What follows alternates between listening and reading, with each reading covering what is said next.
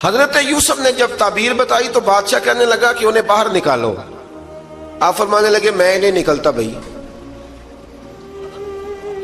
نہیں نکلتا میں جیل سے، یہی ٹھیک ہوں میں.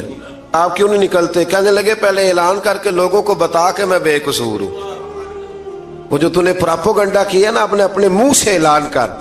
اس نے جناب زلیخا کو بلایا، ان عورتوں کو بلایا، وہ عورتیں ساری سامنے آئیں، انہوں نے گواہی دی کہ یوسف تو بے گناہ ہے. پر سال کتنے لگ گئے؟ اللہ اکبر، 12 سال لگ گئے.